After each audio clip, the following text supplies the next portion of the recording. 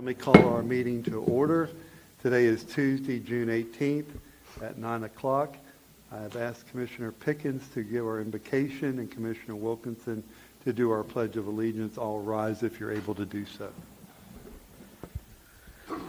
Let us pray. Our Heavenly Father, we just thank you for this day and all the blessings in it. Father God, we just ask you to guide us as commissioners and staff, our constitutional officers, Father God. Just guide us in our deliberations and discussions and our decision today. In Jesus' name we pray. Amen. Amen. Please join me in the pledge. I pledge allegiance to the flag of the United States of America and to the republic for which it stands, one nation under God, indivisible, with liberty and justice for all. Thank you, Commissioner Pickens, and thank you, Commissioner Wilkinson. I do want to now open it up for the public. If there's any public that would like to come up and discuss the agenda with us, this portion of the agenda is designed to allow you, the citizens, an opportunity to bring matters to the attention of the board. So is there any public comment? And seeing none, we're going to close the public comment and go right into our workshop, and I'm going to turn that over to Julianne. Thank you, Chairman. Thank you. As included in your agenda packet is a number of different reports and informational items. We are in officially the 25 budget development. So the first item that you will see, as per state statute, each of the constitutional offices are required to provide their budget appropriation request by June 1, and those are included in your board packet. Obviously, preparation of those budgets are done prior to an official estimate of values being released from the property appraisers. So each constitutional is doing their best to propose what they believe will be needed for the upcoming year, minus the information from the property appraiser's office. You will see that on June 1st, or actually May 31st, the property appraiser delivered our estimate of total taxable value for the county is $7.5 billion, and our MSTU is there below it. The following pages give you value scenarios based on the June 1, 2024 estimate of taxable values. You'll see in that first block, 24's assessed value, the final millage, and the budgeted revenue. Remember, we only budget 96% of that ad valorem revenue.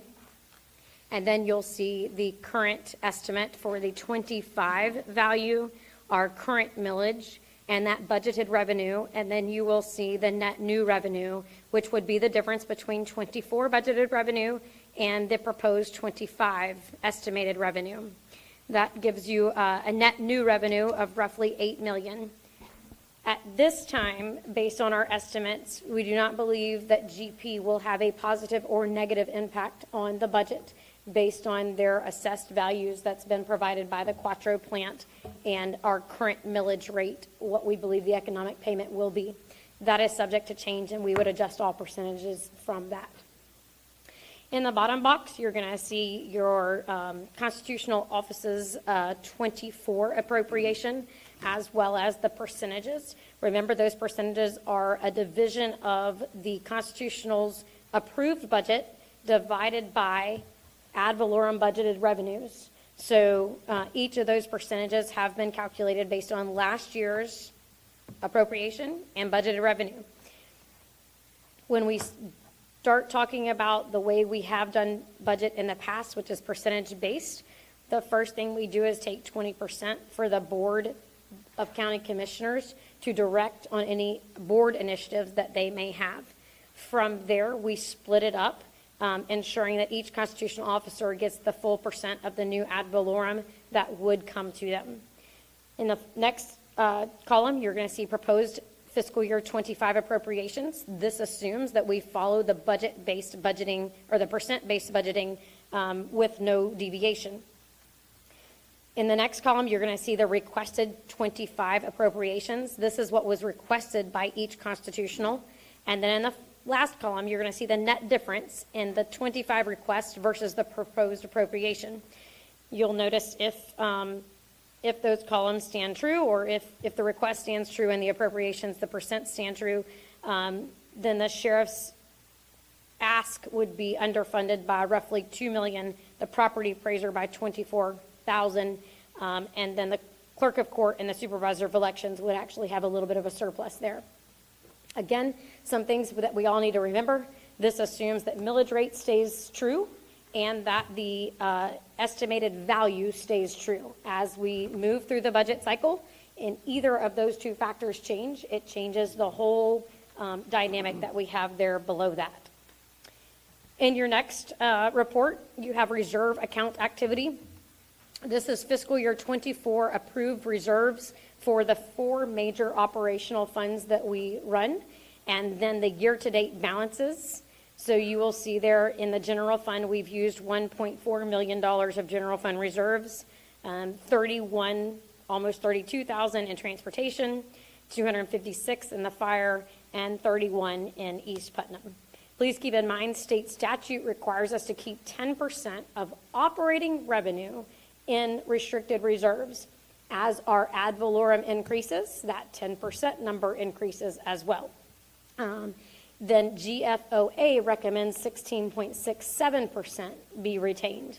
In prior years, we've been pretty close to that 16.67. However, at this time, we wouldn't make the 16.67. And I got a big asterisk there because we also haven't been able to do the mid-year true-up, which traditionally adds to our reserve account balances. And so not having that information may change the impact of reserves and what you have outstanding. The next report you have is insurance claims. You have fiscal year 22 and 23 actual claims, and then 24 actual claims up to the last billing cycle. Then in the bottom, you have a projection as to where we're going to be if the average of the year stands true. And we could see anything happen, right? So I will tell you that the first 3 months, well, actually the second and third month were very hard months. We got hit very hard. From those months, we have recovered pretty well, and our trending average per month has gone down. So we started out basically at a 40% overage. What you're seeing today is about 31%. I'm optimistic that May, June, July, August, and September come in pretty average from what we've seen in the past prior 2 years, which will continue to decrease that deficit that we have there in the insurance fund. And there is also in the packet, I must have skipped it, but a personnel scenario form, which gives you personnel scenarios for each of the options there, assuming millage stays consistent. Which page is that? 13. I had that the other day, but I don't seem to I see. haven't seen that. I don't. There it is. Nope. No. I don't think we It must have have that. gotten stuck in the packet and not, provided. We can get a copy of that then. So can we get a copy of that? Can you grab that original packet, Laura? While you're doing that, the chair would like to take a point of privilege to welcome our newly elect property appraiser, Mr. Clay Davis is in the room. Thank you for being here. Mr. Parker will be phasing out, I'm sure, very soon and moving on to a great retirement or whatever his choice is. And also want to recognize Mr. Overturf, who ran unopposed, and I hear that's the best way to run. So as Mr. Davis did too. And our sheriff is still in the race to be the sheriff again. So we look forward to heat of battle. That's exactly right. And believe me, August hasn't even come yet. So, I think y'all Mr. Davis, you got out pretty easy on that one because August putting signs up is the test of all endurance at that moment. If you survive that, you could pretty much survive anything. So, all right, we're going to take a 3-minute break while we're trying to get those forms.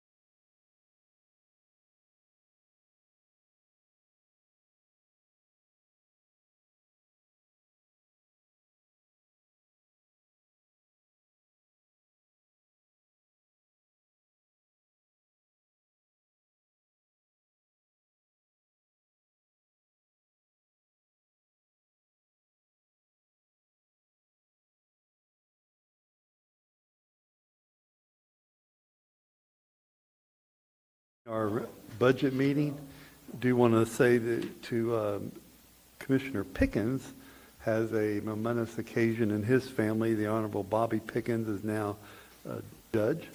And Commissioner Pickens, if you'd like to expound on that. Well, we're just very, very thankful, very blessed, very proud of Bobby. He has been wanting to become a judge for a few years, and he finally got the appointment last week, so he will serve as a circuit court judge down in DeLand in the 7th Judicial District. So very proud of him and looking forward for that career. Thank you. Thank you, sir. And we'll now be referring to you as the Honorable's father. So we'll move in that direction. Julianne, you've got the floor again. Thank you, Chairman. Apologize for that mishap. So the last report that's been provided for you is a personnel scenario report. This assumes 0 FTE increase. However, it does assume a moderate increase in the employer portion of insurance. Just based on what we have seen to date with claims, I am projecting both a moderate increase on both the employee and employer portion in order to keep that fund balanced and whole. That being said, I went ahead and accounted for it on the employer side.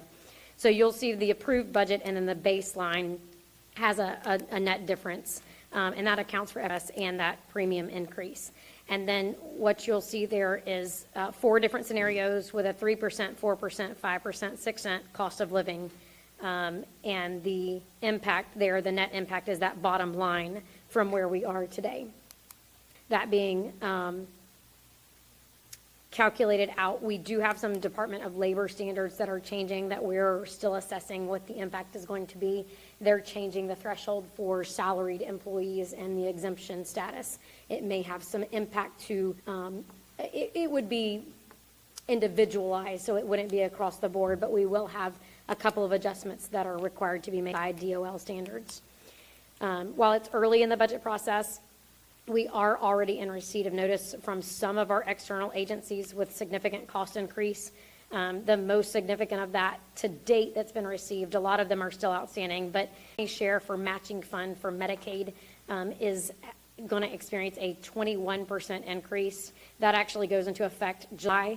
So this year we will have to add funds to the Medicaid or the program in order to make it whole, and then we're expecting, obviously, we've already been delivered notice of that increase for next year. So all of that said, today is for the board to have some discussion and to provide me some feedback as we move forward in budget development. The board is charged with setting a max millage rate and allowing me the direction that I need in order to reach and provide you a tentative balanced budget by the end of July. Okay, commissioners, this is our time to start talk. You know what?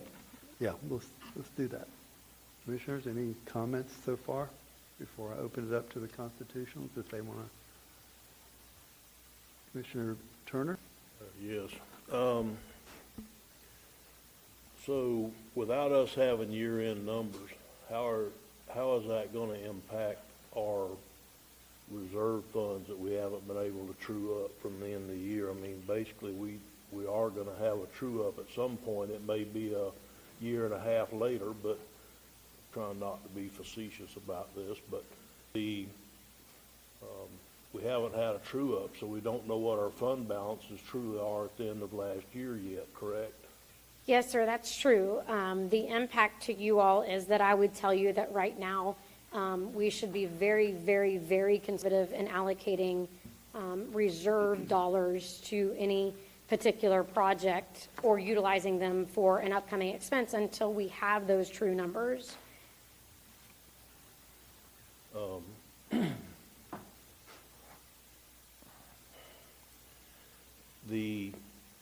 Is the Georgia Pacific additional numbers, we give them a portion of it back. I think we're down to 80% now, I think. Is the 20% that the county gets to retain an ad valorem revenue included in the $8 million?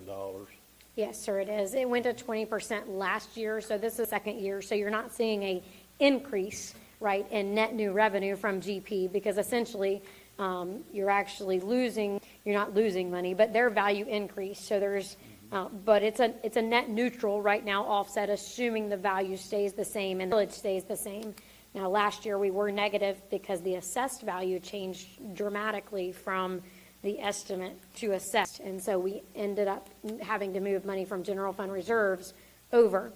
However, because our millage rate is currently at 8.4 based on the number that we're at, there's not going to be a net negative currently, unless that value changes again. Okay, I see the clerk's not here today. Is he out of town or something? I believe he is. Yes. I don't really want to have this discussion about him being here, so I'll hold off on the portion of the year-end numbers and the audit and the operational not being, is the operational audit taking place that is not required when the portion that is required is not complete. I'll just hold off on that conversation, Mr. Chairman, until he's here to discuss it with us too. But, All right. Mr. Chairman, if I could, received a phone call last week, from the Honorable Matt, our clerk of the court, with this very discussion, and his anticipation is we will get those numbers this week, and as soon as those numbers become available, we will absolutely forward those out to the 5 elected officials, so you guys will have those as soon as we receive them. But I was told that here this week. I don't really need his numbers. I need him to get the budget officer where she can go in there and tell us what the mid-year true-up will look like, because it's very difficult for us to start this process without those numbers. And Absolutely. knowing where we are and having to spend money from the general fund reserves on any item that comes along, even in an emergency, it makes you very apprehensive. It does, Mr. Chairman, and, so the numbers that we're hoping to get will be some of the draft audited, so we'll be able to move those forward. Ms. Young will get those as soon as we do, we'll forward them out. Good. All right, good. I have a question, Julianne. You and I spoke again this morning, our operating budget and our reserves. Even though sometimes our operating budget's up in the $100 million range, we don't have to count all the grants and things like that for reserves. So this morning we kind of landed around $90 million operating. Could be more, could be less, in that range. So at 10%, we're pretty much good on our reserve right now. But if we were to the 16%, we're pretty much short. I mean, it's just that point right now. So I think, So remember, I don't want anybody to take that incorrectly. State statute only requires the 10. GFOA, that's their recommendation, which is a little different. It's optional, right? So you're right, you would be short of the GFOA benchmark, but it is a GFOA recommended benchmark, not the state requirement. You are compliant with the state's requirement. and I think we do a really, really, really great job of staying in the ranges that are comfortable for the board and comfortable for our budget officer. We also, I remember when I first got here, we were not budgeting quite to the point where we were receiving money. So we might have been budgeting 2 or 3 points lower than what the average income was going to be. I appreciate the fact that you're doing it at 96, because I think that's very important. That's not a pie in the sky number, and I don't want anybody to think it isn't.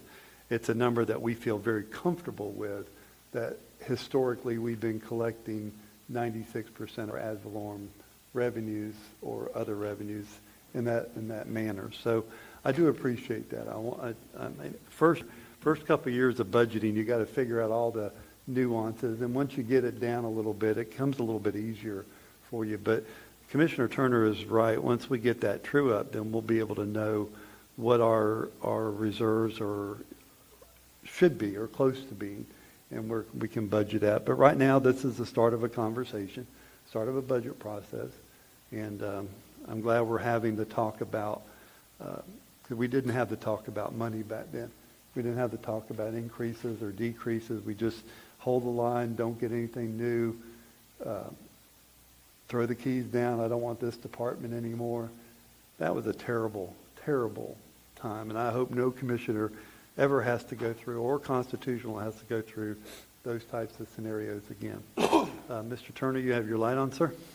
You have the floor. Yeah, I had a couple other questions. the money, the report that Briar just brought in to us, it says the approved 24 budget and the listed payrolls in that budget. Are those the actuals projected at the end of the year of last year? No, Okay, sir, so- that's the approved budget, the board-approved budget for fiscal year '24, the one we're in right now. Do you have any projection of where we are going to be as far as the actual budget, or the actual, no, I know it's only middle of the year or past middle of the year, but For personnel, yeah, for personnel. I think you're going to see the same thing that we trend normally, so I think the only areas that you're going to see a deficit in is going to be your fire rescue divisions, which is a factor of overtime hours that we can't budget for. I can't assume scenarios, which is going to force overtime. We budget a decent amount in overtime, but traditionally, each year, those scenarios, inevitably, somebody gets deployed, and then you're creating an overtime shift for every single day they're assigned to work. And so traditionally, that's the only area where we see a deficit.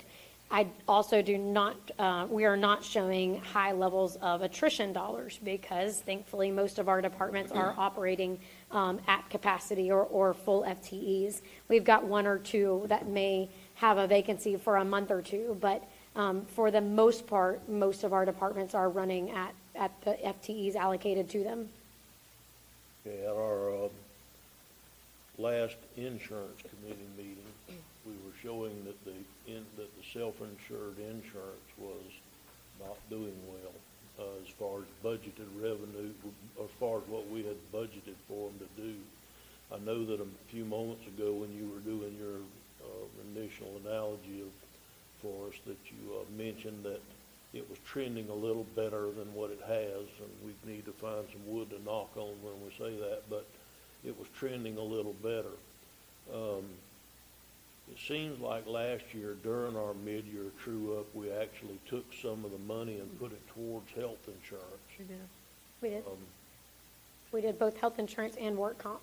Right. Which is another question, I guess, altogether, is our work comp reserves holding steady at the $1 million that we put in there for reserves? You know, it used to be we didn't carry any reserves at all, we just budgeted for projected losses. And we started carrying work comp reserves, which you've got to. And so we did that 2 or 3 years ago. So are they holding steady, the work comp reserves? We're doing an analysis now because we have a few cases that have hit the reinsurance level, but the reimbursements and the expenditures fall at different cycles. So I'm in the process of doing some analysis on, are we truly, we're waiting on reimbursement, or are we into reserves based on new claims? So we're probably going to have our year-end, hopefully, we're going to have our year-end numbers within the next week or so, because, Mr. Chairman, I don't see how we can have a discussion on this budget without having those numbers. I just don't. And the reason being is our first decision that's got to be made on this budget cycle is, are we going to go after a millage rate reduction this year or not? I mean, because everything else depends on what the millage rate is going to be. And so with how it went down last year, I don't know that we can, but still, without knowing how much money we have to deal with, how do we have that discussion? We know for a fact that we've got to deal with health insurance. That's not an option. It's something we've got to deal with. But we don't know if we had enough money from the true-up to deal with it on the mid-year true-up, or if we're going to have to deal with it on this budget. But it's got to be dealt with. It's not something you can not do. And so without having that information, I don't have the information to know if we can viably ask for a millage rate reduction this year or not, with the additional numbers that we know that we have to make ends meet, for lack of a better term. I don't know that that decision could be made here today until we get that information from year end to know if we can fix health insurance, and did we have any money from year end true up that moved over in different funds that would help offset some of the additional expenses that we've run into this year? So keep in mind, Commissioners, the only thing you're setting is a max millage rate. You are not setting a final millage rate.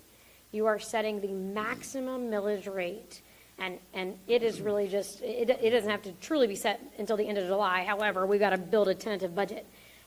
So we are setting a max millage rate that you all could adjust and did last year multiple times through the budget cycle. I think we use the term that we're going to look at our millage rate if we're going to have a discussion.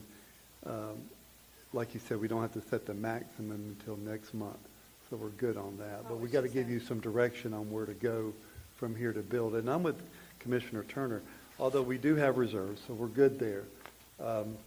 We don't know the true number of our true up yet, so that'll depend on that. But all things put in perspective, I believe that we can move forward with giving you direction today of where we see based on that. But Yeah, I agree. even knowing that we're thinking that we're gonna have adequate reserves, we don't know that because we don't have an end of the year amount from last year, audited amount on what moved forward in reserves. And so we're basically, I mean, it's more than just a guess. It's a educated estimate more than a guess, because Julianne's really good at this. But by the same token, it's still, she doesn't have the audited numbers to move forward. So, But our year-to-date balances on our reserves are are accurate, correct? I asked you that today. Yes, sir, those are, As of today, yes. they're true. It's the only thing is our budget's not from last year, the carryover. So we're not sure what that's doing right now. All right, any other questions? Are we going to have the constitutionals come up, or if we need? We can. Okay. But I do want to just have say, questions. I want to say one thing. We took a rate decrease last year, millage rate decrease, and we also took a big bite of the apple about moving our salaries up. And I want to say that publicly because I think that's very important, that we didn't have to take that whole bite of the apple at that point, but this board decided to. And I know that has helped us in our departments of being fully staffed, because it wasn't just a few years back. We were begging for people to come to work for us, but our salaries were low, and this board made some major commitments to that salary range, which I thought were very aggressive, and I'll say that. But I know we've done the right thing, and I know hearing today that that our staffing levels are very well taken care of. So I just think that needs to be said because, the public probably doesn't understand. This is a very fluid budget, and it's difficult to wrap your hands around sometimes. But the things that we've done have created us to be in the position we are in today, with lack of one thing that we don't know, and we're going to get to that. Yes, sir, Mr. Turner. Yeah. Julianne, could you go over again the list of things that you've already been told we're going to get increases on this coming year, and approximately how much money, actual, not percentages, but I know that I'm putting you on the spot, but, basically if we just, in a scenario that we left the millage rate where it is, then we basically got $2,365,000, and if we do a 3% increase in our wages, that's $1,632,000. So we're bumping up against what those other increases. Are we going to have enough to cover increases without decreasing services somewhere else to offset those? So I did not include, and I do not have for you today, I can run the reports. A lot of those external agencies haven't delivered their final information to date. That being said, Medicaid is the most significant, and rough numbers, we had about 1.5, 1.6 budgeted this year, and it's going up to 1.9. SBDC is a optional. We can decide to fund or not fund, but they have asked for a significant increase, 30 or 40% more than what they got this year. Well, what is that? I'm sorry.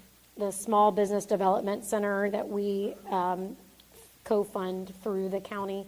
And I asked for reasons or if we were expanding services, and they said just their expenses had increased. So I've got that for you. That one's optional, so you guys can decide what you want to do with that.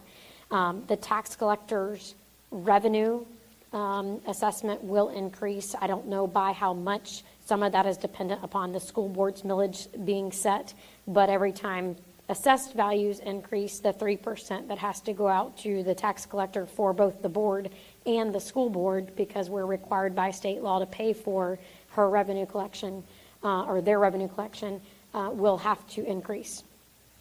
Other external agencies that have already expressed a greater need include your court systems, court admin, public defender, state's attorneys, which again, we're required to fund at some level. So I do not have a comprehensive list to date because it is so early in the budget cycle.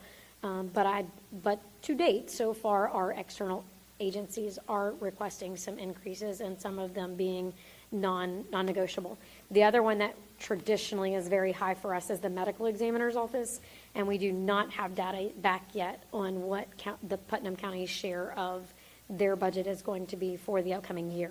And that's a usage-based percentage, so the 3 counties that are involved in the operation of her office. So she serves St. John's, Flagler, and Putnam, and what happens is basically at the end of the year, they reconcile the number of autopsies done and then divide by each county the number of utilizations, right? So if we did 100 and there were 300 done, we have a third of her budget that has to be funded. You good? For now, yeah. Okay. Julianne, back when I first got here, and I keep saying that, we used to budget the constitutional returns, and we quit doing that along the way. Have we got any idea when we're talking about the 2.3 less the 1.6, have we got any idea about what the returns might be or what the tax collector? So we're budgeting some returns, but remember, this is kind of where it gets hairy. Your fiscal year 24 returns come to us the last day of September, and we're budgeted October 1 of 23. Right. So for fiscal year 25, I'm assuming that I know what each constitutional office is going to use through October 1, 24 to September 30, 25, Sure. And then I put a number. Traditionally, we've used an average of what their prior return has been, net any major initiative that we may know that constitutional may be taking on.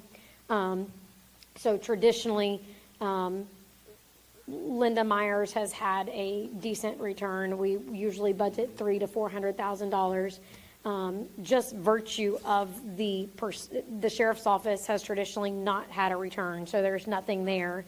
The property appraiser, the clerk, and the supervisor of elections all have a significantly smaller budget to begin with. So if you get a small return from each of them, then, again, you're not talking about a material impact. Okay, thank you. All right, any other questions? Okay, so would you like to proceed with the constitutional, as you said? I just have questions. Okay, good. So who wants to be, okay, we're going to go, let's see. We're going to ask the constitutionals if you'd like to come up. I think Commissioner Wilkinson has a question. So, Sheriff, would you like to go first? I know you're looking at me, so we'll just. I want you to ask Commissioner Wilkerson which one she Yeah, wants which to one talk with.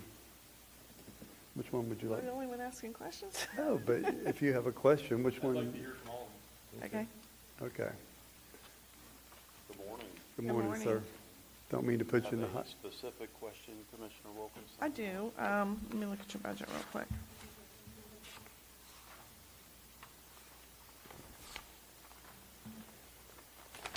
So I guess, and this is the question I'm going to ask across all of the constitutionals, because I think it's very important.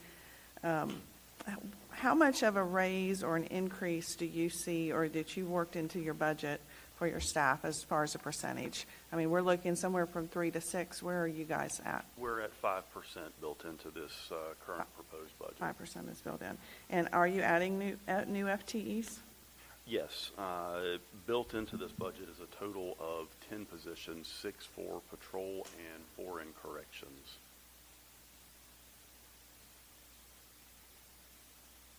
Can you just help me understand the need that you're having for these new officers and staff?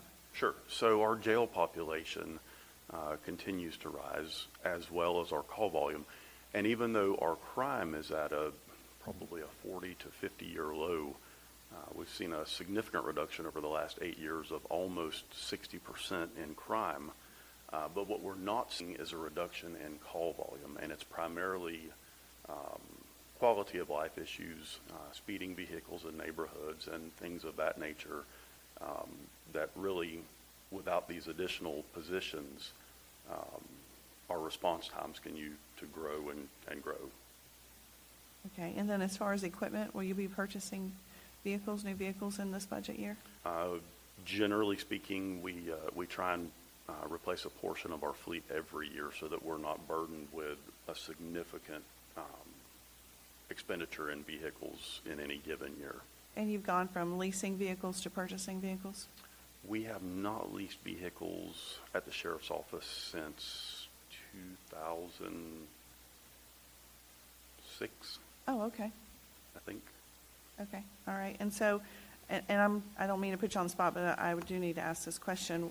When we went out to look at for the animal services building groundbreaking, I noticed there was a large amount of vehicles sitting there that weren't being used. Are those surplus vehicles, or are those vehicles that are just there in case you're going to be wrecking a vehicle and you replace? I mean, I'm just trying to understand that. No, those vehicles that were parked there have actually all been sold off. Those were old vehicles Okay, that were no longer serviceable. Most of those, the transmissions were shot in, bad engines, et cetera, et cetera. okay. All right, so you have a fleet that you're just, and I understand how that works, rotating them in Sure. and out. Okay. All right, those are my questions for the sheriff. Is anybody else? Sheriff, there was a time, though, I recall that you couldn't buy a vehicle. We didn't have the money for that. And so I think some of those cars, even though they seem to be a lot, I saw that too the other day, it's just that they were an old fleet that needed to be replaced. And then you had a problem during COVID even trying to get vehicles, and I remember that too. So That's right. it's been a perfect storm in your department of trying to find new equipment and update what you had, because number one, we didn't have the money, then COVID struck and you couldn't get them. And if you could get them, you better take a check that day and buy them. So, because people were just scarfing them up. So, That's absolutely correct. okay. Well, thank you. Mr. Adams-Ack? I guess, I mean, I don't see myself supporting 5% for our people, let alone. So how set are you on the 5%? I know we did that last year. We were trying to do as much as we could for everyone. As far as You're for the pay increases. Oh, I see. I'm sorry. I wasn't following with you. And I'm just speaking for myself as far as for the county. I don't see us getting with. Frankly, if we're not able to sustain that 5%, I'm afraid what we're going to see is a mass exodus of employees going to work for St. John's, Clay, and Flagler, and some of the other surrounding counties. What's I know it's different for each county, but how far are we away from, I know we were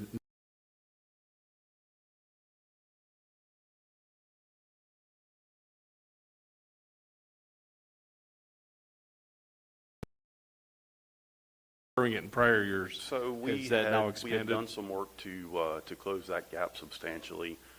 From what I'm hearing from all of my counterparts in our surrounding counties, that gap is continuing to widen even more so here.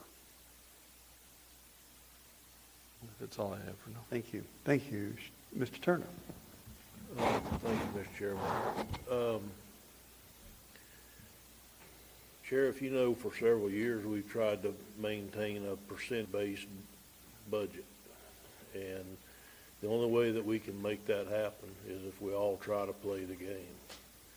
I understand that there's always a need for more vehicles, for trying to catch up with surrounding areas. I truly get it. But we've also, it's not like we've been stingy with anybody over the last 6 or 7 years. We've brought a budget from 16, 17 million up to the $30 million range in the past 6 or 7 years. And it was necessary because we were way behind times and we needed to try to get as close up to a modern department, and you've done a good job with that. I absolutely agree with that. But the only way that we can give you more than your percentage this year is if we take it away from the board side, which means we've got to cut services and we've got to do less with our money, and we've got to take the hit. There's nowhere else for it to come from except for the board side of this. I understand that more money would be wonderful. I get it. But I don't see how that we can give you $2 million. Now, this is just me speaking, but I don't know how we can give you $2 million more money than the additional $1 million, $1.3 million, which you get on your percentage increase this year. And that doesn't include all the monies that the state has given you to help you with your pursuit of a better department. I just don't see where we're going to be able to come up with that other $2 million above what the percentage would be. And like I said, that's just me speaking. Sure. And my response to that is I completely understand. From my perspective, we're going to continue to be a good partner with the county. I think we've maintained an excellent relationship with this board over the last several years that we've worked very hard to cultivate. And we don't have any intentions of deviating from that. We understand there's only a limited amount of money. We don't know necessarily what our allocation is going to be before we start having these discussions. And, my responsibility as a constitutional officer is to present a budget based on needs, not on wants or worries, but just out of necessity. Built into this, just for perspective, we're beginning to see some maintenance issues that have been rather costly in the jail. For example, we're beginning to have problems with the heating and AC systems in the jail. We've, to date this year, invested a little over $100,000 in trying to keep the system operational. I don't know how much longer it's going to be before we have to ultimately replace it or continue to substantial repairs to it. But at the end of the day, we're going to continue to be good partners. Just a couple of weeks ago, we've had to sign a contract to replace the camera system in the jail. And Commissioner Turner, you're intimately familiar with, some of the cost-saving measures that we had to build into the jail in order to keep the project at or on budget. That camera system was probably less than adequate when we put it in, but it kept us going and kept us moving in that direction to complete the jail project. That upgrade that we've just recently introduced has had a net impact on our budget of about, I think it was $492,000 that I just wrote a check for. So, things are very volatile. Expenses continue to rise. But in saying that, we're going to continue to be a good partner just as we always have. And I'll be the first to admit I appreciate the relationship we've always had with the Sheriff's Department. I read in other counties where that relationship is sometimes very volatile, to say the least. And never been here. We've always been able to try to get along and work out any problems we had or whatever. So that's very much appreciative from me. But I guess I wanted to just make that comment that I just don't see how we can budget it higher than the percentage that we've done when that gives you a $1.3 million, not including your other state appropriations that you've been very successful in getting, which is great, by the way. But that's all I had, Mr. Chairman. It's 3.3 million increase. Oh, excuse me, 3.3 million. Not to correct you, but I just want, for the public, it's more than a 1.3. Yeah, so it's 3.3 additional. Sure. Yeah. Okay, Mr. Adamczak, you have the floor. Yes, so I think this is the first year I'm not going to beg you to ask us for more. I don't see how we get to the 2 million either. And I think you knew that when you presented it to us once you saw the numbers. Like you said, you didn't necessarily have them. That's basically what I'm hearing you say, is you want to be a good partner. What else is, I mean, it's a $5 million difference. Obviously, there's some cost increases and stuff, but inflation is as high as it was the past few years, where we had the smaller bumps from your office, actually. And so it just doesn't align with, and the 10 positions, what you described, is absolutely needed. That's some of my most calls as a commissioner are about people riding four-wheelers, all the living things you're talking about. And that's the biggest thing I ever reach out to Colonel Wells or yourself on, are those living things like, you know, drug activity that's sudden or whatever, or theoretically, because you don't even know until you respond. The problem is a lot of times when you respond, the activity's gone as well. So we're also sending people out to respond. How do we, so the response time is part of the problem with those activities, because if you can't get out there in 40 minutes, the guy riding the four-wheeler is gone, right? So you don't have any witness, you have nothing to see. And that's just one example of the many, right? Whether it's people arguing or fighting in the street like we had recently, other things like that. So what else is in that 5 million, or what is the cost of those 10 employees? Is it around, So I don't have a breakdown, but I can tell you that's probably a large portion of this increase that you're seeing. Also not supported in this was the difference in the House Bill 3 funding that we were able to get last year through a recurring legislative appropriation. That appropriation did not increase, so that does not help support these positions. We've also seen a significant increase in our automobile liability insurance. There's also an increase in our health insurance based on what we can see forecast as an increase in that as well. And that primarily accounts for that increase. all right, thank you for knowing. Mr. Turner? Is there any way that we could, Julianne, is there any way that we could earlier in the process get the percentages, or I know that you do it as quickly as possible, but is there any way that we could do it quicker to where the constitutionals would actually have an idea how much their percentage of the revenue would be, or? Well, the problem or the date factor is that I don't get the information from Mr. Parker's office until June 1st. So They've got to I have can't their move budget forward in until by we, June 1st. that's right. All right, good. Thank you. Thank you, Sheriff. We Thank you. appreciate you. Mr. Overturf, you want to be next?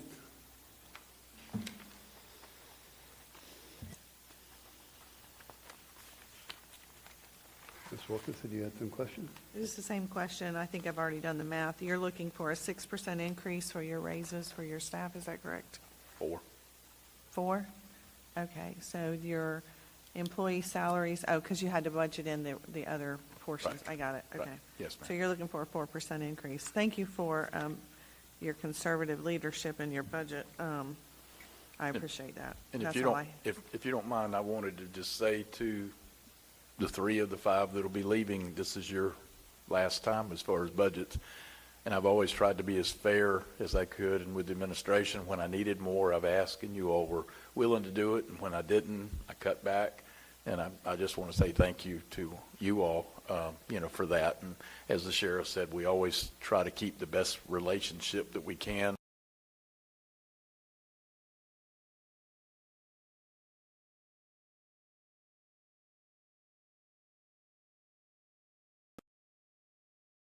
Canvassing board, so you see the ins and outs of things that the public doesn't see, what all we do. So I just want to say thank you to you all for that. And sometimes the unexpected ballots and votings that you end up having that you didn't actually plan on. So thank you. That's all I have. Is anybody else? Mr. Overturf? Oh. Red and black shirt, really? I'm teasing. Do you have any, I know years ago we did some new ballot machines, voting machines, and we had budgeted, we had money left in there, and we were able to use that.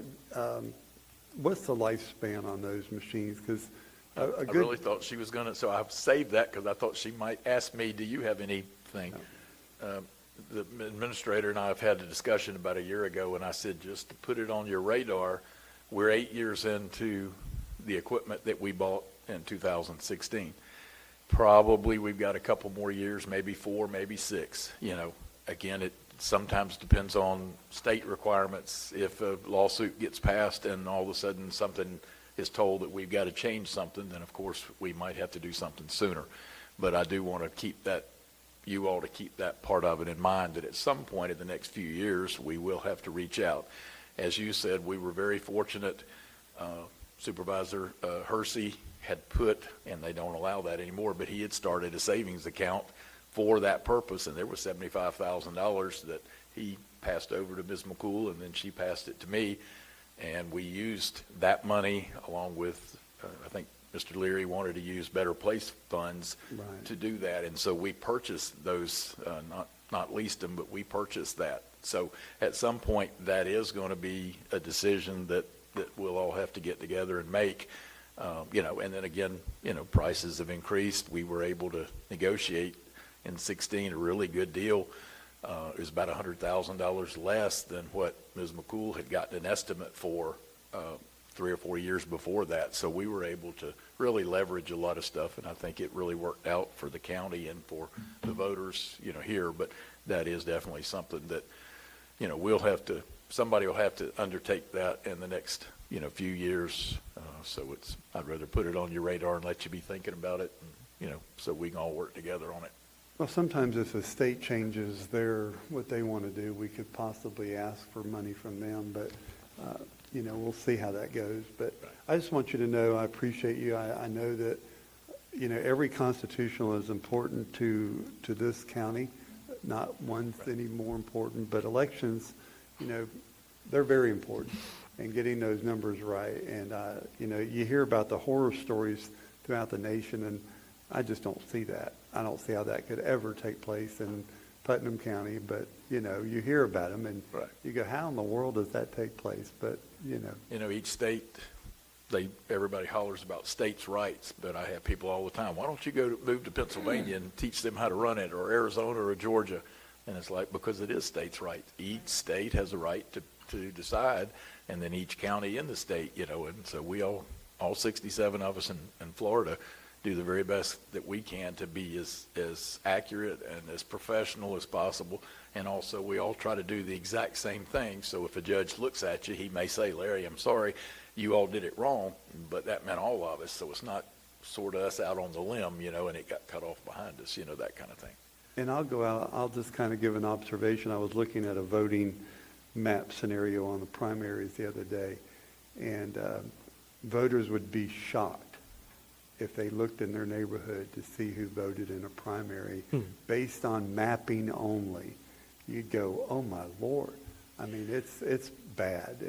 We need to get a better turnout. That's not your fault. That's our fault. We need to get out there and work the streets harder. And it is. And Yeah. and of course, Commissioner Wilkinson and Mr. Suggs hear us talking about that in our canvassing board meetings, and I've already had candidates ask me, and I'm saying, if you look back to 16 and to 20 in August of both of those years before our big presidential, 30% turnout. Right. So you start multiplying it, and if it's a one party only that scenario, and you multiply 30% times that number, you get 6,000, 7,000 votes, and it's a shame when we're at 45,000 that we can't get more than that, to have a say so. So. I know.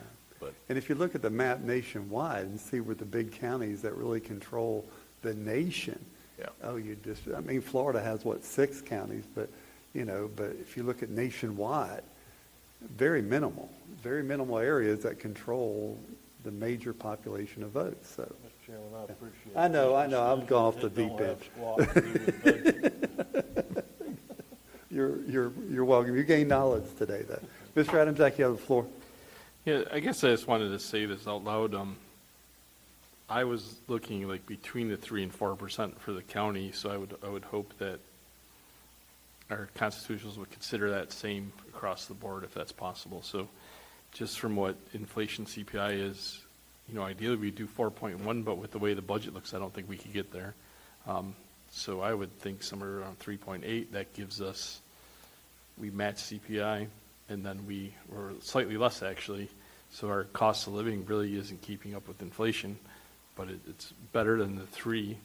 And it's within that range, I think, that we can afford based on the fact that would be an increase of like 1.72, and we really only have 2.35. That eats up a big percentage of our total increase for the county side of this if we go with the percentage budgeting, which I've never been a fan of, but we're there. I don't have the votes to change any of that. So with that, I mean, that eats up a good portion of the 2.365 right there on the county side. 3% even eats up a big portion of it. So I just think we got to take that into account when we're, all of us, in this particular cycle.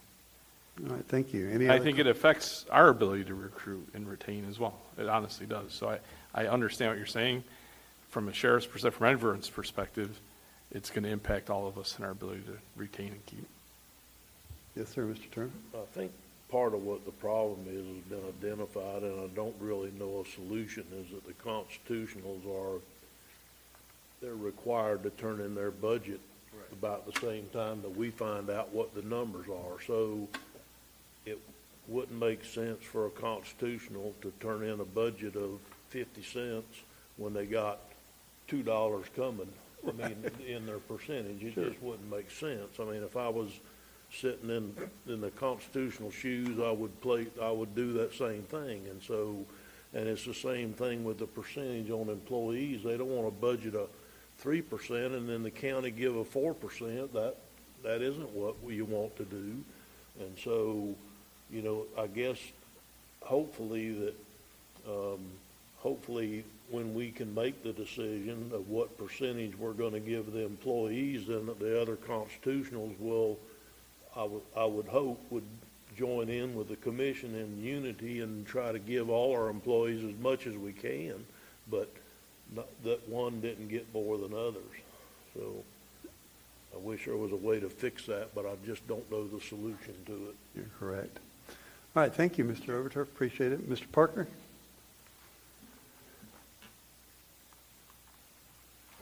Mr. Davis? You may as well just go ahead and let Clay speak for you. I've got 3/4 of the Just Frank? Good morning. So I can go through our normal narrative that we go through each year, but in absence of that, I'll just kind of hit some of the highlights, of course. You know, there is going to be Amendment 5 that is going to be on the ballot this year that would increase that second $25,000 by the CPI. And between now and 2028, that's estimated to remove about $111 million from local governments.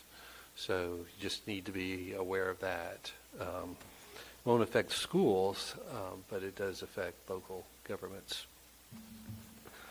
So each year we turn our budget into the Department of Revenue, and we've been going back and forth with them this year, and we've actually made a couple reductions in our budget request to them. So ultimately, we are a little bit under the actual budget that projection that you all have put out there from Julianne. So I think we're about $8,000 actually under where the formula would fit for us.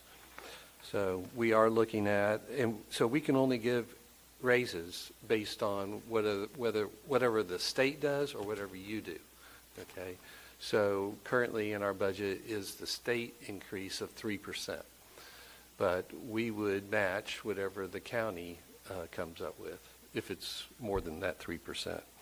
And if we increase it, every 1% increase over that 3% is about $18,000 in our budget.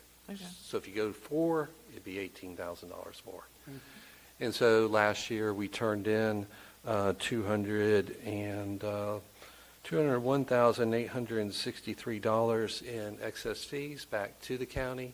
So I know there was some concern, you know, whether we were actually over the projection at the beginning of the budget cycle, but with that $200,000 increase, we were substantially under what we had expected.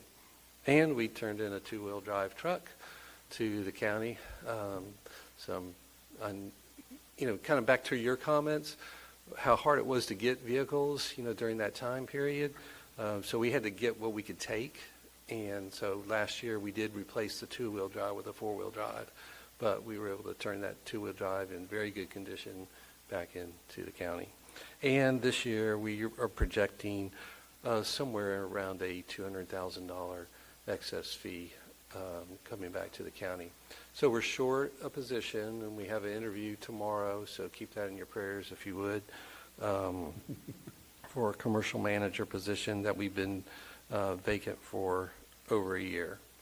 So I don't know if there's any other highlights that I wanted to bring up, but we're here to answer any questions. Mr. Chairman. Yes, sir, Mr. Turner. Mr. Parker, you just said that you were 8,000 under your percentage, but our sheet's showing that you're 24,000 over. Has he turned in an amended budget? Not to me. Okay, so you're going to turn in an amended budget, and you project to be Yeah, at or under your percentage. So we're not done yet talking with the state. They have until July 15th to look at our budget and make recommendations. But I don't foresee it going up anymore from our side. I think there was one projection when we initially were talking with them that we had not used a correct formula, that we actually had to increase a part of our budget in. Okay, well, good. I'm glad to hear you're going to be under your percentage. Thank you. That works. And you mentioned you need to fill a position. Is that the additional position that you put in your budget, or am I reading that incorrectly? So I think I'll let Clay speak to that, because it's really his positions Okay. that we're talking about. So I'll give it to him. Thank you, Tim. Good morning, Commissioners. So that position is a separate position. Justin Edwards will be my chief deputy. Justin has a number of roles that he plays within the office. There's no one that can do what Justin does, quite frankly. So we have to split his current position. Justin wears 3 hats. He's tax roll, he's in charge of TPP, and he's also in charge of our CAMA system. So we have to break that apart just so we can fill those positions with someone who maybe at some point in the future was skilled at doing them. So that's what that additional position is. The commercial manager's position is a position that we've been attempting to fill for a number of years, but been unsuccessful, much like the county faces. And any employers now, finding skilled help is just almost impossible at this You're point. right. I just noticed that. I just wanted to ask. Yes, ma'am. Mr. Pickens, you have the floor. Yeah, thank you for explaining that. And Tim, you said that's with a 3% increase across the Our board? budget currently has 3% in there, so we'll be paying very close to and communicating with Julianne and Terry, what your thoughts process is going forward. Also, in our insurance, we have built in there, based on some of Julianne's projections, about a 30% increase for our insurance. So we think some of that covered, but we don't know the final numbers. And I think there's people on the insurance committee here today, but because it was not advertised insurance committee meeting, they can't really speak to that particular component of it. All right, any other But questions? if the county arrived at 4%, you would go with what the county would do. Is that what you said? Yeah, it'd be about an $18,000 increase. But we also project returning about $200,000 because we have that vacant position that we don't have. So would bump us a little bit over, we're under 8, it'd bump us to 10 over, but we'll be turning back in that Yeah, that was my $200,000. question. Yeah, you answered it. Okay. And we also anticipate returning another vehicle to the county. So, 4-wheel drive? No two-wheel drive. two-wheel, yeah, two-wheel. Sometimes we need that. so. Two-wheel. Thank you. All right, any other questions? Thank you, Mr. Parker, Mr. Anything Davis. that you want to ask? Thank you Steve? for coming. Oh, one thing that Justin did ask me to mention was that as soon as you can get them, the MSBU rates, we can put them in the trim notice. I know that may be kind of low on your priority list. I think they're working on it now, actually, so. Okay, I told them I would mention that. But our trim notices are going to get mailed August the 16th. And so if we can have those new MSBU numbers, we can put those in there. Give us a time certain that you need to have them by, so go to print. I You will. can email us, and then I know they're working on it right now. Yeah. Okay, Mr. Adams, that? Because you said the word trim, it popped in my head. Do you know about what the estimated trim would be based on what you know today? Obviously, it's going to change before the final notice. You mean what the taxable value is? What the actual trim rate would be, yes, to take the taxable value off to bring it to even. Oh, what the millage rate would be? Yeah, the No. rollback. What's 1 mil is worth, what, 6 point something million? So, okay, I'll figure it out. 7.5. That's okay. Thank you, Mr. Parker. And that'll end that conversation. So, Mr. Chairman. Yes, could sir, I ask Mr. Turner, you may. I don't know if it, Julianne, what do you need from us today? You need a maximum millage rate set? These items down here on the bottom. Yes, sir. So any direction you can give me on max millage, keep in mind that the constitutional salaries and their portion of insurance coverage. So like Mr. Parker said, his office has accounted for 30% increase, which they'll cover, then leaving so the net impact there to the employee. So what I'm looking for is the board's direction on what your intentions are for as much or as much of this as we can determine that would allow me to set a tentative budget and provide some feedback to the constitutionals on it for the rest of them that have had questions. Any further questions, Mr. Turner? Well, I'm reading her three Okay. actions that she wants and thinking about them. Because this is a maximum millage rate that we're setting today, maximum millage We're not going rate, to set it today. We're going to give her Maximum. direction. well, we're gonna set the maximum millage Not- rate today, correct? Not till July. Well, I'm not submitting it to DOR until the end of July, but once you guys give me direction on your max millage, those are going to be the factors that go to Right. develop the tentative budget.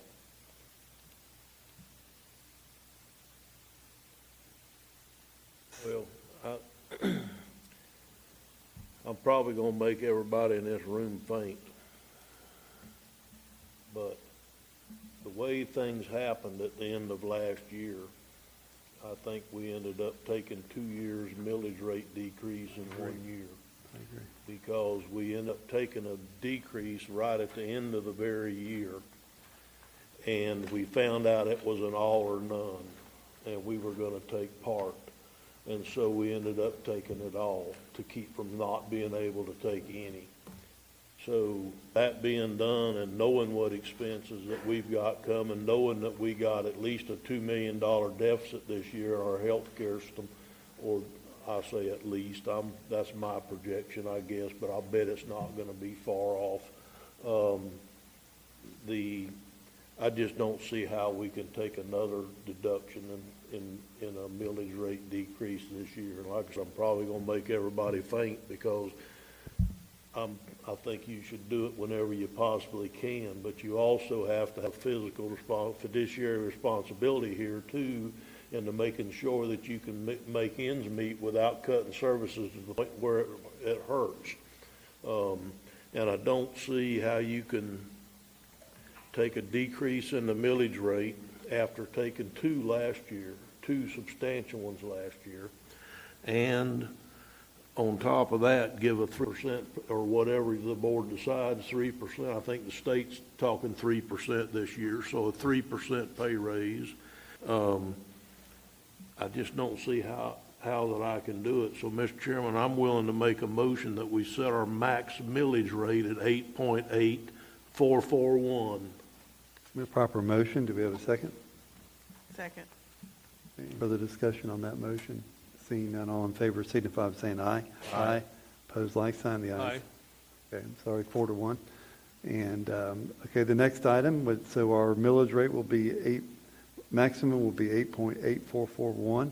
Next item is personnel scenario. Could I ask another question? You may, before sir. we move on from that, Mr. Chairman?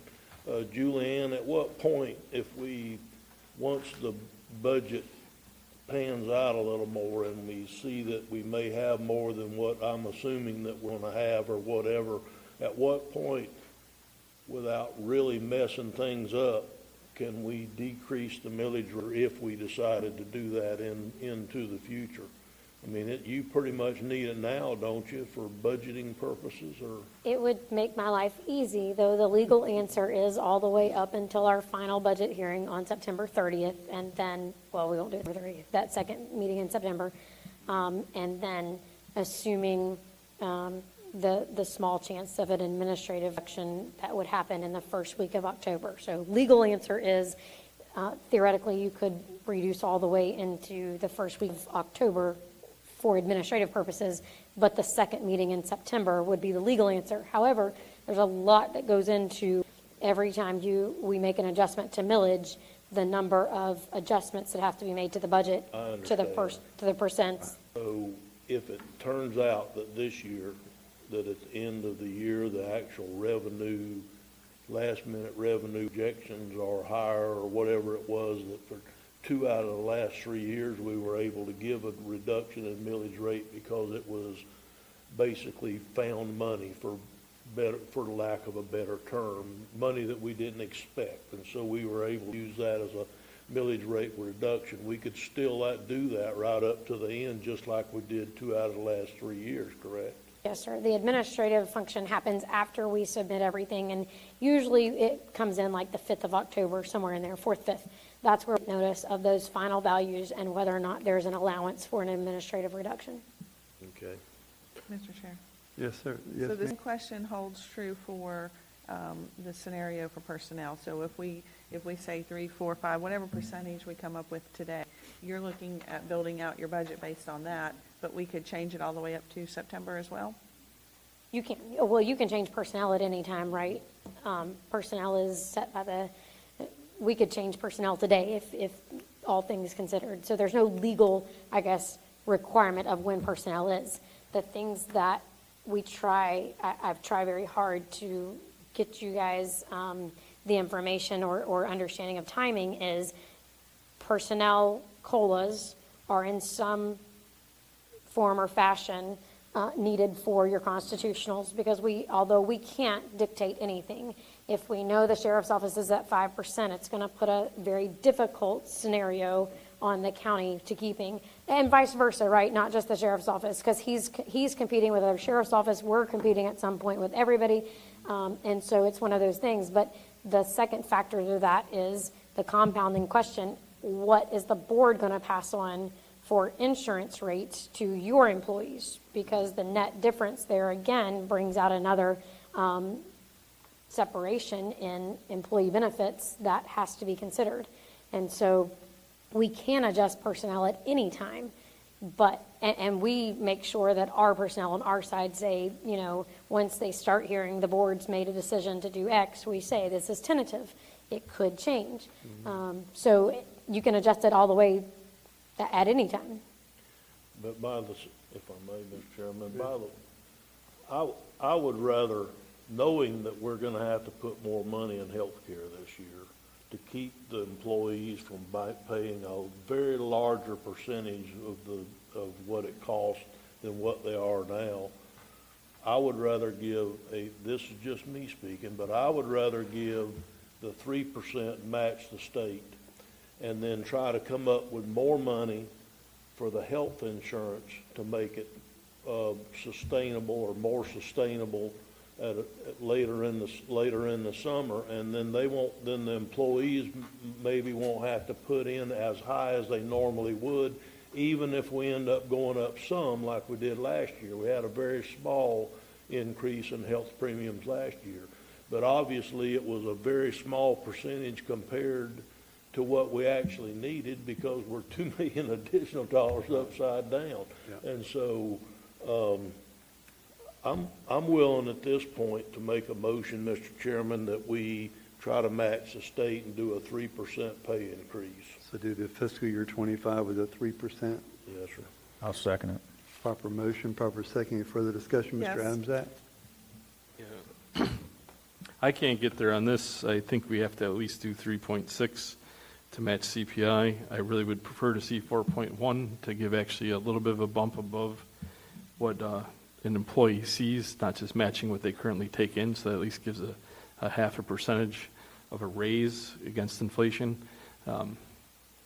I'd be for 4.1. I could probably get convinced to settle for somewhere between 3.6 and 4.1. Thank you. Ms. Wilkinson? I agree with Commissioner Adamczak and in line with the rest of the constitutionals. I know that it looked like Matt Reynolds had put in 3% in his budget as well. I understand where Commissioner Turner's coming from, is it's still, if you can still give them, it's not really a raise, but you could reduce their cost on their health insurance. It also affects their pocket. But for somebody who's making $15 an hour, 3% versus 4%, it means a lot. And so, to me, and I know we all feel this way, that our staff is our most valuable asset. I'd like to see us land a little bit higher than 3%. I'm more at a 4%. That's where I'm at. Commissioner Turner? You can slice this cake up any way you want to, for sure. But we know we're at a $2 million deficit. We know that insurance premiums are going to have to go up some this coming year. Either we're going to have to eat them as a board, or the employee is going to have to increase, and more than likely some of both. We need to keep in mind that last year we bit off the whole apple and went all the way to $15. That's right. And we didn't have to go but to $13, I believe it was last year. And we went all the way up to $15. But, I understand that the people in the lower paid positions in the county, that a percent makes a lot of difference to them. But they also made $3 more an hour this year than they did last year on the lower paid positions. The majority of the positions in the county, I dare say, I don't believe the $15 made any difference, the 13 to the 15. I don't know how many of those it included, but we had a lot of employees that already made $15 an hour when we went up to $15 an hour. But we also did 5% last year, but it was 5% because the state did 5%. So over the last few years, this board has championed the cause of trying to give more money to the people who didn't get a raise for 11 years around here, because there was no money to give raises. There just wasn't any money. Well, there was money after that, and so we've given, I think we gave 10% one year, maybe 11. We gave a high percentage several years, and then last year, if you take the percentage on the lower paid, somebody that was making $12 an hour went from $12 to $15 an hour, figure that percentage. So they got, I just think it's more than, if we give a 4% increase this year, which is, if you guys want to do that, I'll get on board with you, and we'll do the 4%. But I'm not going to vote for you to put as much money out of the county into it, because it's all the same in the end. So if the county's going to put in an extra $1 million later on to keep them from having to put that $1 million in out of their checks every week, then why not we just try to put that money in there, and then not just offset their whatever pay raise they get with their health insurance premiums? Because we've got to balance this. It's got to make common sense. And if we're $2 million upside down, that doesn't include the $7 million that we've had to pour in health insurance over the last 3 years. It doesn't include that. That has become reoccurring because we put it in.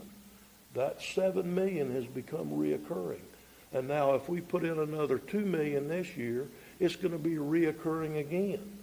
So I understand, but you've got to balance these scales to some degree, to where you're actually, if you give the employees 4% now, you're just going to have to give them less later in health insurance benefits.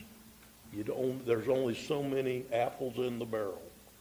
I'm done. Mr. Adamczak? Thank you, Mr. Turner. So the difference is every employee participates in a paycheck. Every employee doesn't participate in our insurance. I mean, I've talked to sheriff's deputies who are doing high-cost health care plans and stuff out on their own because they don't find it affordable to participate. I've talked to employees that are seeking insurance out on their own because it's cheaper than participating. Now, That to me is completely ridiculous because we have a risk pool that should be more competitive than going out on your own, but for whatever reason, we don't get the rates back from who quotes us that compete with even their own rates of some people that are going back sometimes. There's people that are insured through Bates that get a cheaper rate out on their own through their risk pool than they do through the county, just so you know that exists. But that's besides the point. But everyone doesn't participate. So the point is we have to take care of everyone that participates first, and then we have to do whatever we can for the insurance. So that's why I'm at 4.1. 4 is fine if that's where we want to go. But that's where I would be at. Thank you, Ms. Ham. Ms. Wilkinson? So tell me where we are with People One, and when do we expect to see a health savings from that once it gets going? And when will that affect our budget? Yeah, and just for clarification, we're not in a risk pool. We're self-insured. So we fund our own claims and we set our own rates. The only thing that we pay Blue Cross for is basically their network. There's an administrative fee. I think it's like $42 an employee. So the risk pool of sorts is not, we're no longer in that because we self-insure our own pool based on our claims. Unless we go over, correct? No, sir. So we're self-insuring everything. Mr. Amzat? Ms. Yes, Wilson sir. has the floor. Yes, sir. Okay. Sorry. People One is set to open July 22nd. That will be their first week in operation. They're going to be down here engaging with employees and all of those things the week prior or several, maybe we're going to open up a couple of opportunities in July to actually face-to-face meet the doctor, meet the team, so that employees who haven't had a chance to make a decision if it's right for their family have that opportunity. And then July 22nd, the doors will open and patients will begin to be seen, right? You can begin scheduling your annual health visits, or if you have a cold or whatever, you can call. So we are expecting to see the data that has been provided to us. We are expecting to see a reduction in claims costs related to those chronic conditions that are out of control currently or are non-compliant members. That is traditionally where our highest claims come from, is someone who sits at home and not feeling well, doesn't seek care, or even comes to work and doesn't seek care, and then they seek care when it's an absolute emergency and they can't go forward, right? Then they end up in an ER, they end up with something that, had it been treated many months prior, it would have been a different outcome or different severity. And not to the employee's fault, right? Access to medical care in our community is dwindling and is very, very difficult. It is hard for most of our employees to get service, even if they said, yeah, I really need to get something checked out, but I can't get in anywhere. We hear that over and over. So we are expecting to see a reduction in those occurrences. Now, unfortunately, this year's trend in health insurance claims has been overwhelmingly a result of cancer diagnoses. Again, could some of them have been mitigated a bit? Possibly, but People One is never going to make cancer treatment available, right? That's not their purpose or what their intention is. So we will not see it. You don't know that we will see an increase or decrease in our costs for health care. We just have to sort of let this play out and see where we're going to be at the end of the year. Yeah, I mean, I can only tell you what projected data has shown or what historical data with other groups has shown, and it has shown a net decrease, actually a surplus, so actually a profit, meaning whatever they were paying, People One saved them that plus a certain percentage. However, until our group engages and our group, we see the real data come back, I can't promise you anything. But keep it, if I'm, And one other point that I'd like to make, and I want to make sure that I'm reading your chart correctly. So your difference between, on fiscal year 25 with a 3% and a 4%, the difference between those numbers is $227,000. So to give Across all funds. Now, remember, that is not a total by general fund, right? That is across all funds for which the general fund would not have an impact for several of those. Okay, so my question is, if we went to 4%, versus 3%, it would cost the county $227,000. Across all funds, yes, ma'am. Okay. Your impact to the general fund is significantly less than that. It looks like to be, my rough math tells you about 100,000. Okay, so we're looking at, but in total. Correct. But I guess what I'm telling you is like, some of that is waste management, right? So sanitation will cover their own cost of employees. And so you're not taking from ad valorem, nor are you taking from general fund operations the entire amount of that. It's breaking it down for you based on a totality of net impact and then each fund's net impact. Okay, all right. Mr. Adams, you had a comment? Okay, Mr. Turner. Keep in mind when it comes to People One, even if the county doesn't make a dime off of it, if they can just break even, you've raised the level of health care for our employees from the basement to the attic. No doubt. So my best case scenario would be wonderful if we made money on the deal. But I'm just hoping that worst case scenario is that we break even and really raise the level of health care for our employees by having People One. Like I said, like Julianne said, historical data shows that the savings show up, but they're not going to show up next year. I don't believe that for a minute.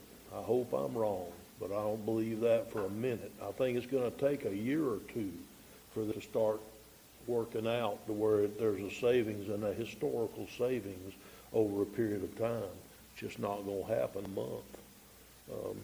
So, Mr. Chairman, can we vote on the motion? I want to make a comment prior to that. I agree with a lot of things that have been said, but I do know, been here long enough, that the employees are watching us, and if you say one thing and we can't deliver, it's a bad situation. I'd rather go with a number, and they understand our dilemma, I'd rather go with a 3% number and then always be able to help out on the insurance. And then if we have extra money after the true-up or whatever comes along our way, that we can always increase that. This board's been very responsible to our employees, even into the point where, as Mr. Turner said, we didn't have to do what we did, and we did it because it was the right thing to do. And we're going to continue to do the right thing to do based on our employees. But I don't want to mislead them into the fact that we get to a 4% or a 5% or a number that we just can't obtain, and then we have a scenario that we have to dump more money into our insurance, and then we can't deliver on the promises or the suggested promises of today. So I'm going to fall down. I like the 3. I want to look at very hard getting closer to 4 as this process moves forward, but today I'm going to do 3. Mr. Adams, you have a comment? Yeah. I'm not willing to believe that we didn't need to do those raises. Absolutely needed to. It was a necessity. It was. It wasn't something, we weren't doing anyone a favor. We were helping people. We were helping our turnover not be over 100% per year, year over year of employees, so that we weren't spending more money retraining people to do the job because we were losing people other places. So that's a fallacy to keep making that statement, in my opinion, that we did people. If we didn't do any favors to anyone, we did what other boards probably should have done all along, and people got screwed because of it. Doing this puts us right back into a situation where we're going below inflation. We're giving people a pay cut instead of a pay increase, and we're starting down the path that got us to where we had to do that jump. So I absolutely won't support 3%, and hopefully if this passes, we find a way to get to 4 point something. Thank you. Thank you. Mr. Turner, you had a comment? No, sir, I don't have any more. Let's vote All right. one way or the other. Need a motion? We have a I motion. did a motion. Yeah, we have a motion, we have a second. Any further discussion? Hearing none, all in favor signify by saying aye. Aye. Opposed, like sign? Aye. No. The ayes have it. Okay, the next direction is the moving of the direction for constitutional officer budget. I don't really understand what that one means. What do you want? Like we stick to the percentages and Same then everybody gets their, is that what you're wanting, Julianne? Yes, sir. The requests have come in, some of the requests have come in above the percent, and I just need direction as to, I move that we stick with our percentages. It's worked well. Do we have a second? I'll second it. Okay, well, we have a second, we have discussion. Ms. Wilkinson? I don't understand, if you have the clerk of court and the supervisor of election office is saying that we would be giving them $100,000 more than what they requested, why don't we just give them what they requested? Why don't we give them what they requested instead of, Well, I just don't understand why we would do that. Mr. Turner, you want to explain a little? in years past, we've done the same thing. Like last year, Charles got a little more than what he asked for, but it came back to us at the end of the year. They don't go pilfer it away. But if you're gonna stick with your percentages, if you don't do this, then what ends up happening is every constitutional will start inflating their budget to make sure that they're above what their percentage is going to be.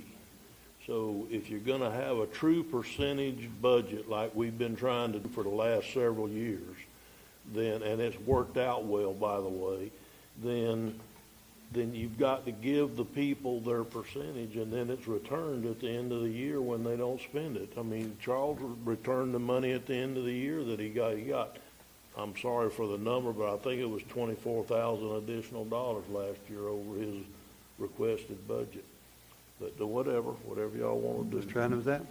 Yeah, I've been against the percentages from the first year that we did it. know. That's obvious. Which is fine. And the reason why is exactly what you're talking about. And then we see where the sheriff needs $2 million more. The first year I was here, we had very good presentations from each constitutional that said this is exactly what we want to do with the money in a great amount of detail. We haven't had that in the past 3 years because we're just doing a percentage and use it.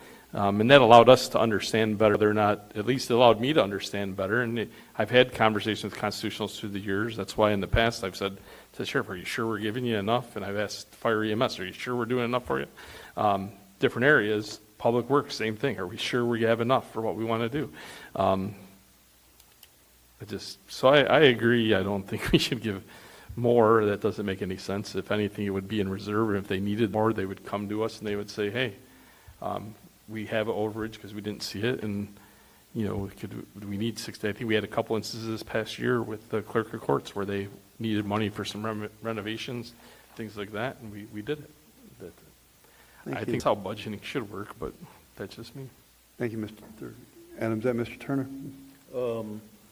If we were in a falling revenue year, and it's happened before, and we did the percentages, then all the constitutionals would be requested to take the same percentages in a falling year, not less of a percentage in a following year of their percentage that they didn't get.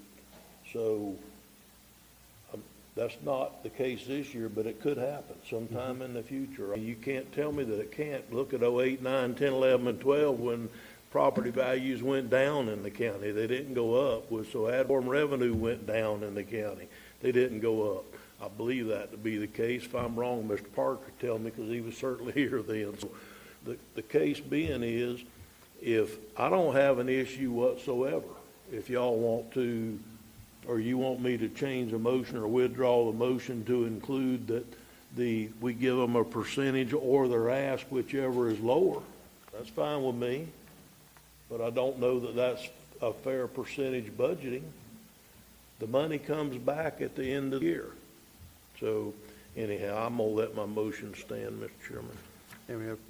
And we have a motion. We do have a second.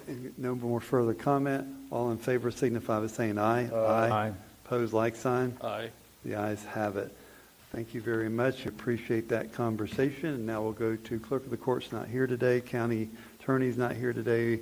Mr. Suggs, one comment? No, sir, Mr. Chairman, I appreciate it. I know this is going to be a difficult season, just like it always is, but I will give those to those that need to hear this today.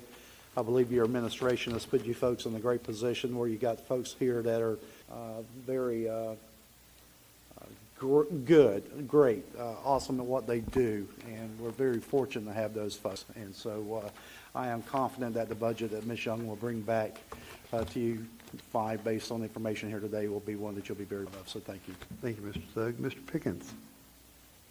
Thank you, Chairman Harvey. Good meeting. I want to thank the constitutionals for everything that they do in presenting these budgets.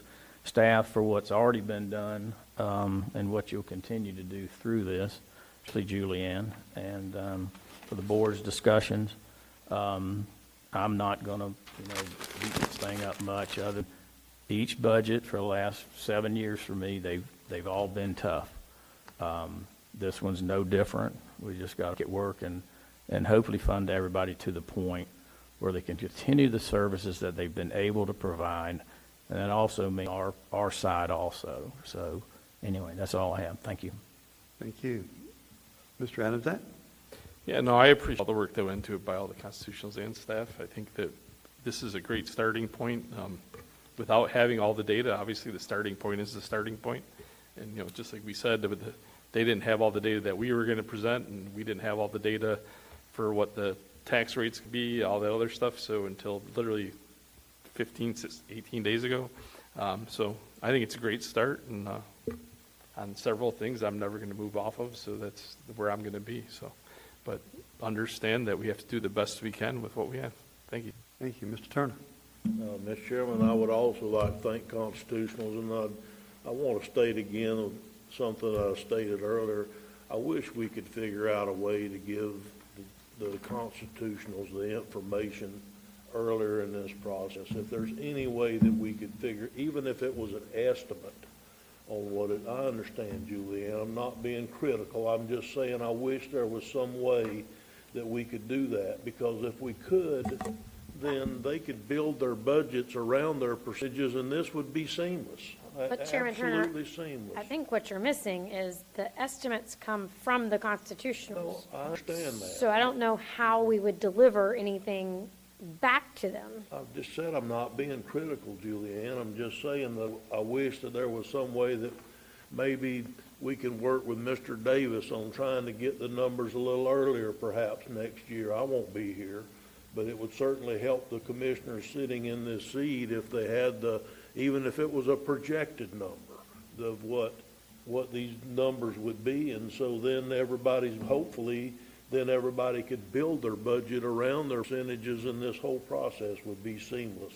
You'd come in and make the 2 or 3 decisions that you need to make, and it just moves forward. So thank you, Mr. Chairman. Thank you. Ms. Wilkinson? Julianne, thank you for putting this together in 18 days. I appreciate that. I think that was really good. I want to thank the constitutional officers and the relationship we have. We do all have to work together. I do wish that we all would give the same pay raise across the board. I get that, and I feel like that sometimes we lose staff to other offices because they're able to do more within their budget than we are, and that's a challenge that we face as a commission, and which is one of the reasons why I was leaning more toward the 4%, because I feel like I understand when people want to better themselves and they're getting a better job at another office. That's wonderful, still staying in the Florida retirement system, but it seems like we're sometimes competing entities, and I don't necessarily like that when we're in control of the budget. But I do appreciate the comments we had today. It continues to be a learning experience for me, and I'm looking forward to seeing where we land our final budget. Thank you. And I'll close it out with the fact that we all appreciate the constitutionals and what they do, and wish the process would be faster, but it can't. Well, I don't know if it can or can't be. But it's been a very good discussion today versus when I first got here. And those were painful times. And they're not so painful anymore. But they were painful back then when you had no growth. It was just because we have a job to do by Florida Statute 125 that dictates what we're going to do. And it was tough times back then. But I think Commissioner Pickens, you were there. You remember some of those really brutal ones. But we got through that. We're moving forward. The county is excelling, and I'm glad to see that. And I just look forward to the future and what we can do for our employees going forward. So that's the end of my comments. Julianne, thank you. Mr. Suggs, thank you. JR, thank you. And for all the staff out there that come here every day to make Putnam County a better place to work, live, and play, we appreciate it. This meeting is now over.